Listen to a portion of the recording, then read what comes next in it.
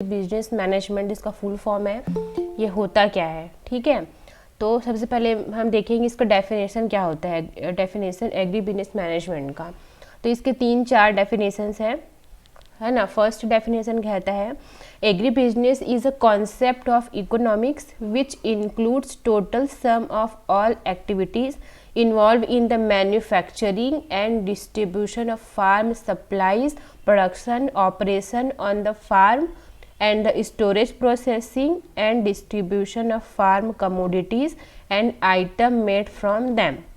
मतलब क्या हुआ कि एग्री बिजनेस जो है इकोनॉमिक्स का ऐसा कॉन्सेप्ट है इसमें सारी चीज़ें इंक्लूड रहती है ना। मतलब मैन्युफैक्चरिंग करना, बनाना किसी चीज़ को, उसका डिस्ट्रीब्यूशन करना, फार्म सप्लाई करना, प्रोडक्शन करना, प्रोडक्शन ऑपरेशंस मतलब जो भी हम फील्ड में ऑपरेशन करते हैं ना, प्रोडक्शन ऑपरेशंस, वो सारी चीज़ें करना, फिर देन उसका स्टोरेज करना, फिर उसका प्रोसेसिंग करना, फिर उसका डिस्ट्रीब्यूशन करना फार्म कमोडिटीज़ का, और उन फार्म कमोडिटीज़ से जो भी चीज़ें बनती हैं, जो भी आइटम्स बनते हैं, उन सभी चीज़ों का। तो बेसिकली एग्री बिजनेस क्या है, एक होल सम बोल सकते हैं हम इसमें सारी चीज़ें इंक्लूड रहती है। सॉरी, प्रोडक्शन, डिस्ट्रीब्यूशन, है ना, सप्लाई, फिर उस कमोडिटी से और क्या आइटम्स बन रहे, सारी चीज़ें एग्री बिजनेस में इंक्लूड रहती हैं। तो इसका ये डेफिनेशन दिया था जॉन डेविस ने, है ना।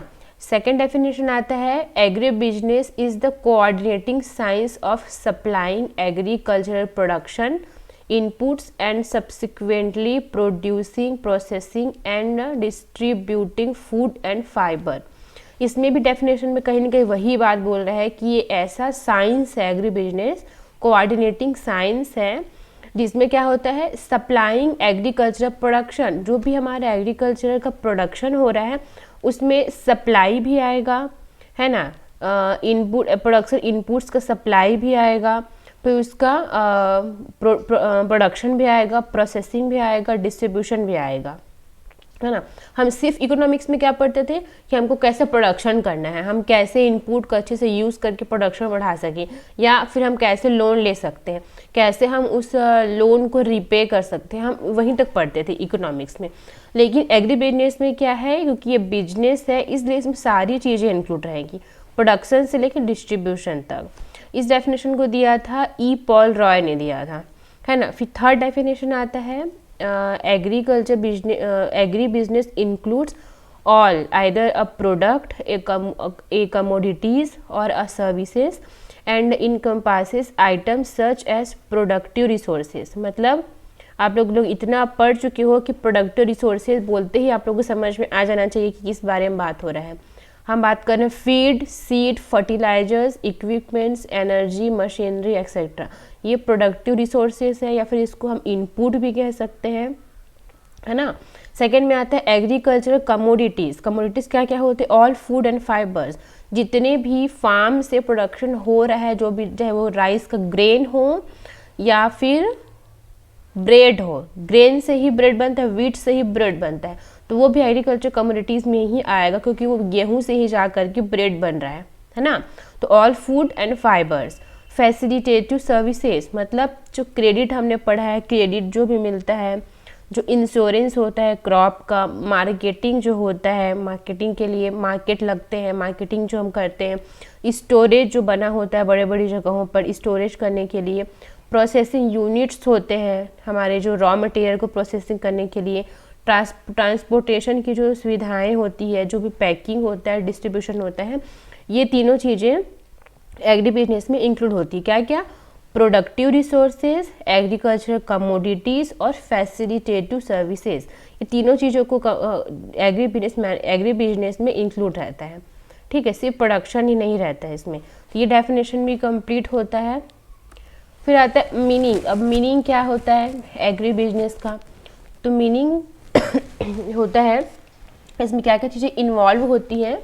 तो agri business and has become a vast and complex system. इतने में भी हमको समझ में आ गया कि बहुत वास्ट एंड कॉम्प्लेक्स सिस्टम, बहुत सारी चीज़ें इसमें इंक्लूड रहती हैं।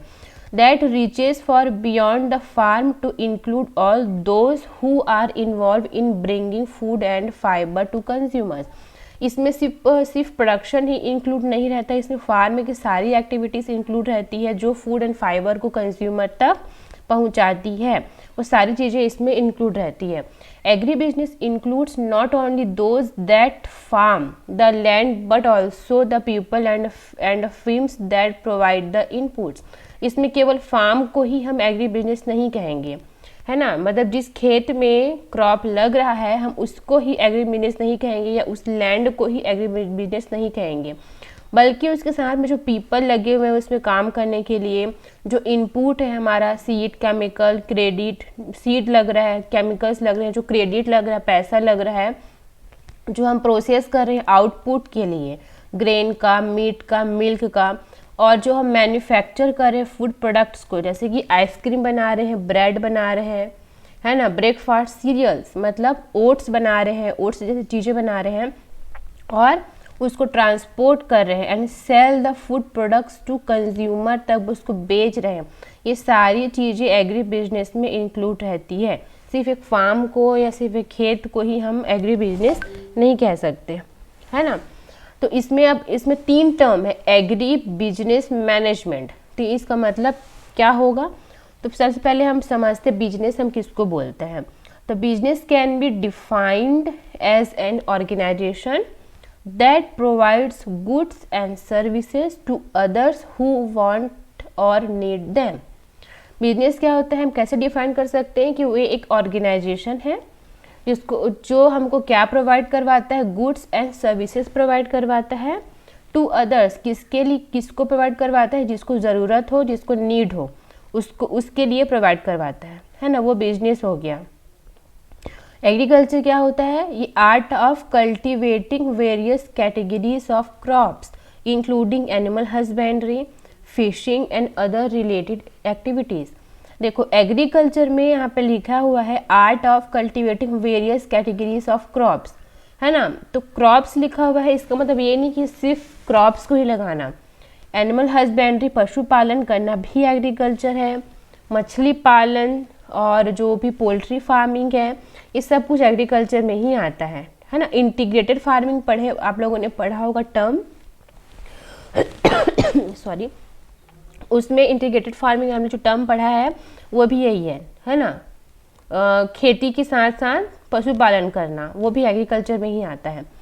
फिर आता है बिजनेस। अब ये इकोनॉमिक टर्म में बिजनेस को हम कैसे देखेंगे, an economic unit that aims to sell goods and services to consumer at prices that will provide an adequate return to its owner. अब इकोनॉमिक यूनिट में हम कैसे बिजनेस को डिफाइन करेंगे, तो ऐसा बिजनेस इकोनॉमिक यूनिट में मतलब बिजनेस का ऐसा एम होना चाहिए जिसमें हम गुड्स एंड सर्विसेज को डिस्ट्रीब्यूट तो करें कंज्यूमर तक, लेकिन उस एडिक्वेट अमाउंट में उस जो सेलर है उसको रिटर्न भी मिलना चाहिए, तब तो उसको प्रॉफिट होगा। अगर वो लॉस में जाता रहेगा तो उसको प्रॉफिट कहाँ होगा, तो पर्टिकुलर अमाउंट में उसको रिटर्न भी मिलना चाहिए, तभी जा कर के उसको प्रॉफिट होगा। देन आता है मैनेजमेंट। मैनेजमेंट इसको प्रबंधन कहते हैं। मैनेजमेंट क्या होता है, ये सेट ऑफ एक्टिविटीज़ है। कौन कौन सी चीज़ों की एक्टिविटीज़ का सेट है, planning and decision making, organisation leading या डायरेक्टिंग एंड कंट्रोलिंग, है ना, इन एक्टिविटीज़ का सेट है। आगे लिखा है directed at an organisation resources human financial physical information with the aim of achieving organization goals in an efficient and effective manners।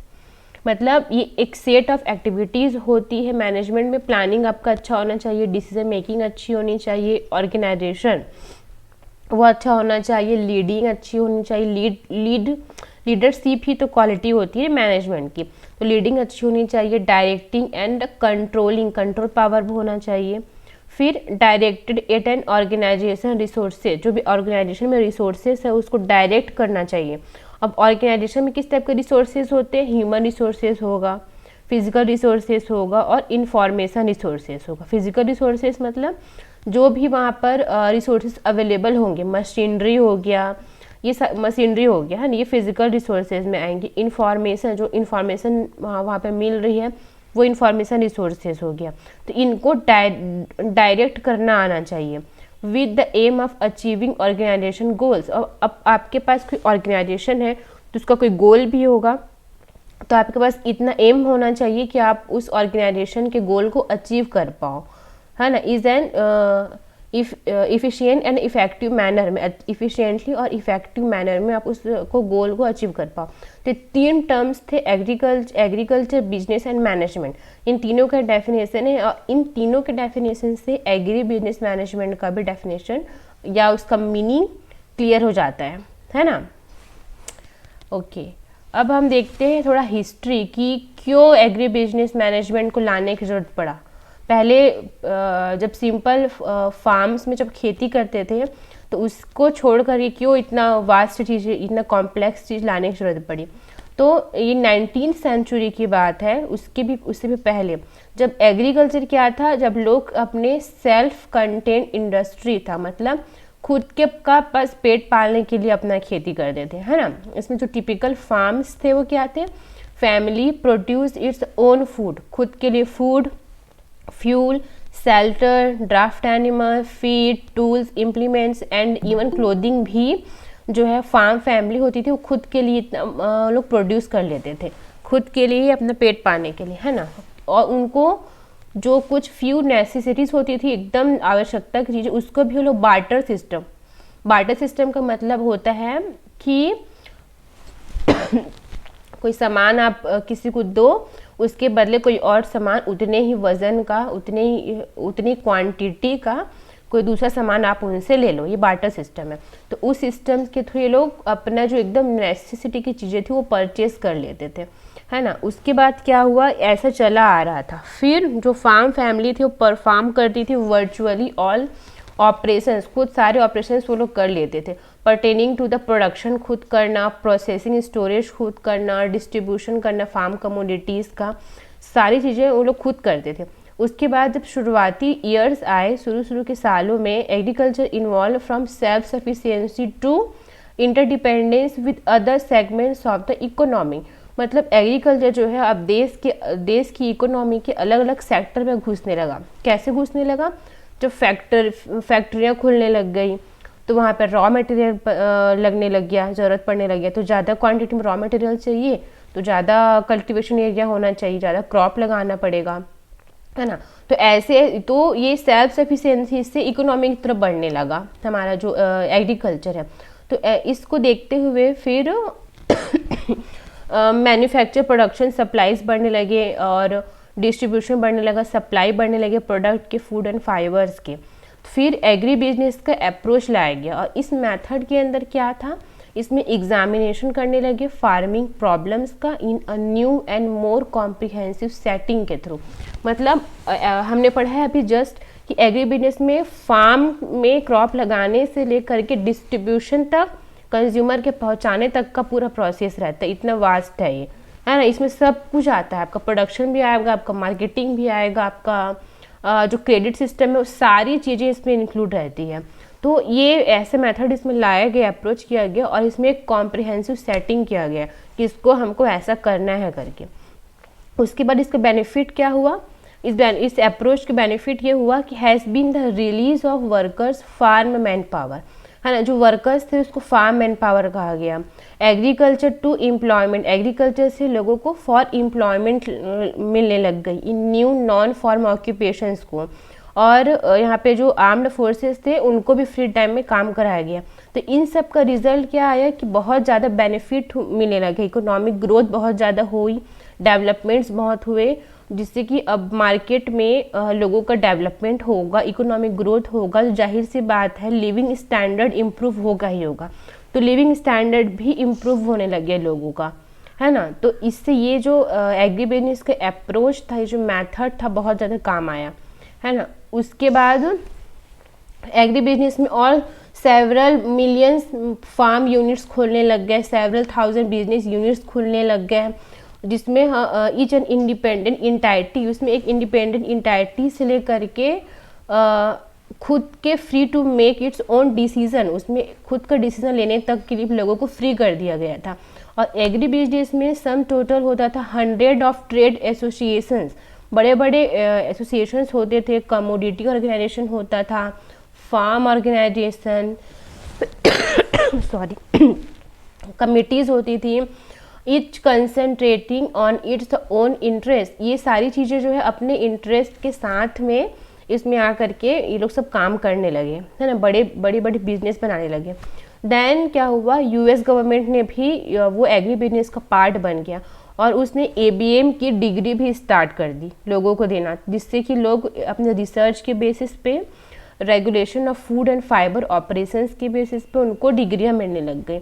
And ownership and trading of farm commodities, land grant colleges के through इनको commodities को ये लोग ownership करने लग गए, commodities को distribute करने लग गए, ट्रेडिंग करने लग गए with their teaching, experiments, stations and extension functions के through from another section of agri business. तभी से एग्री एबीएम की जो है ये डिग्री वाले जो चीज़ें हैं, एबीएम का डिग्री जो मिलना है तभी से फिर स्टार्ट हो गया। तो इन समरी हम एग्री बिजनेस एग्जिस्ट कब करता है, जब vast mosaic of decentralise entities, जो सेंट्रलाइज थी चीज़ें उसको एग्री बिजनेस ने आकर के डिसेंट्रलाइज कर दिया, फैला दिया। जो एकदम थोड़ी सी चीज़ों में सेंट्रलाइज हो गई थी उसको डिसेंट्रलाइज करके पूरा डिस्ट्रीब्यूट कर दिया, उसके क्षेत्र को बढ़ा दिया, कार्य क्षेत्र को बेसिकली बढ़ा दिया, है ना। Functions and operations relating to food and fibre, कि किस उसके फंक्शंस को बढ़ा दिया, ऑपरेशंस को बढ़ा दिया relating to food and fibre के लिए। फिर the evolution from agriculture to agri business has brought with it numerous benefits। फिर जब एग्रीकल्चर से एग्री बिजनेस में ट्रांसफ़र हुआ था वो हमको क्या हुआ, बहुत सारा बेनिफिट ला करके दिया, है ना। This includes reduced drudgery for labourers. अब लेबरर्स क्या करते थे, मतलब एकदम बोझ की तरह काम करते थे, बोर होकर के, वो रिड्यूस होने लग गया, है ना। The release of purpose for non agricultural endeavours, जो लोग नॉन एग्रीकल्चर की तरह काम करते थे वो रिड्यूस हो गया।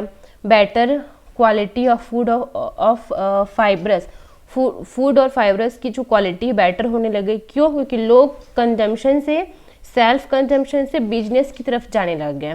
तो बिजनेस में आप कब कोई प्रोडक्ट बिकेगा, जब उसकी क्वालिटी अच्छी होगी, तो ऑटोमेटिकली फूड की क्वालिटी अच्छी होने लगी, लोग अच्छी सीड का यूज़ करने लगे प्रोडक्शन के लिए, अच्छे ध्यान से प्रोडक्शन करने लगे, तो ऑटोमेटिकली जो क्वालिटी थी प्रोडक्ट्स की वो अच्छी आने लग गई मार्केट में, है ना। ग्रेटर वैरायटी ऑफ प्रोडक्ट्स, वही देखो अच्छी वैरायटी का प्रोडक्ट लगाने लग गए। इम्प्रूव न्यूट्रिशन इम्प्रूव होने लग गया। प्लान ब्रीडिंग भी यहाँ पे आके फिर काम करने लग गया, ताकि अच्छी वैरायटी डेवलप हुई, इम्प्रूव्ड वैरायटीज़ आई जिसमें न्यूट्रिशन की मात्रा ज़्यादा होती थी, है ना। And increase mobility of people increase होने लग गया, मतलब काफ़ी सारे लोग फार्म की तरफ आने लग गए। The release of farm manpower and the creation of नई क्रिएशन स्टार्ट हो गई। Of the farm jobs have been the basis for the country's economic growth and development for last 150 years. और ये लास्ट 150 ईयर्स से country's की economic growth के लिए, development के लिए ये जो है ऑफ द फार्म जॉब्स काम कर रहे हैं। The key of this growth and development has been increased worker productivity which in turn spurts creativity, new products and wealth, है ना।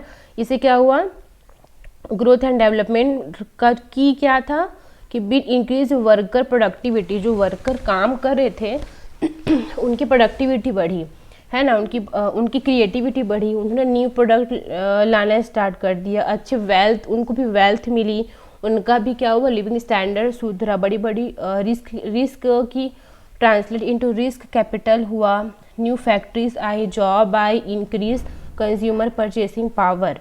अब कंज्यूमर की परचेसिंग पावर कब बढ़ेगी, जब कंज्यूमर का लिविंग स्टैंडर्ड सुधरेगा, जब कंज्यूमर के पास में पैसा रहेगा, जब कंज्यूमर के पास में जॉब रहेगा, तभी कंज्यूमर क्या करेगा, अच्छी चीज़ों को परचेस करेगा, है ना। तो उनकी कंज्यूमर की परचेसिंग पावर भी बढ़ी। क्यों? क्योंकि इन सब चीज़ों से देश का लिविंग स्टैंडर्ड, मतलब देश का इकोनॉमिक ग्रोथ होने लग गया। तो ये थी हिस्ट्री कि कैसे हम एग्रीकल्चर से एग्री बिजनेस की तरफ आए और एग्री बिजनेस में आने के बाद हमको क्या क्या बेनिफिट मिला।